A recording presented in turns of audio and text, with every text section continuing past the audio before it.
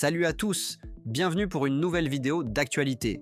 Ce soir à 21 h, Emmanuel Macron a fait une annonce majeure concernant la reconnaissance de l'État de Palestine, une décision qui marque un tournant dans la position diplomatique française sur ce dossier sensible. Avant d'entrer dans le détail de cette annonce historique, prenons un instant pour comprendre le contexte.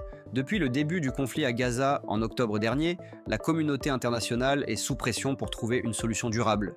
La France, qui a toujours défendu la solution à deux États, se retrouve aujourd'hui face à un choix crucial. Dans son allocution, le président Macron a officiellement déclaré que la France reconnaissait l'État de Palestine comme entité souveraine, une décision qui s'inscrit dans la continuité des efforts diplomatiques français, mais qui marque une rupture significative avec la position d'attente adoptée jusqu'ici par Paris. Cette reconnaissance s'accompagne de conditions précises. Le respect des frontières de 1967, avec Jérusalem-Est comme capitale, et des garanties de sécurité pour Israël. Macron a souligné que cette décision visait à relancer le processus de paix et à créer les conditions d'une stabilité durable dans la région. Les réactions ne se sont pas fait attendre.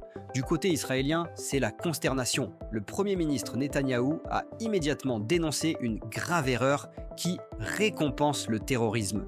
L'autorité palestinienne, par la voix de Mahmoud Abbas, a salué un pas historique vers la justice. À Washington, la Maison-Blanche exprime sa préoccupation tout en réaffirmant son attachement à la solution à deux États. L'Union européenne, elle, se trouve divisée, certains pays membres appelant à suivre l'exemple français, d'autres privilégiant la prudence. Pour la France, les enjeux sont considérables. Cette décision repositionne Paris comme un acteur majeur du processus de paix, mais comporte aussi des risques.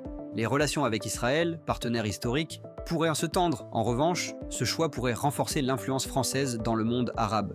Sur le plan diplomatique, la France devra désormais conjuguer son nouveau statut avec son rôle traditionnel de médiateur.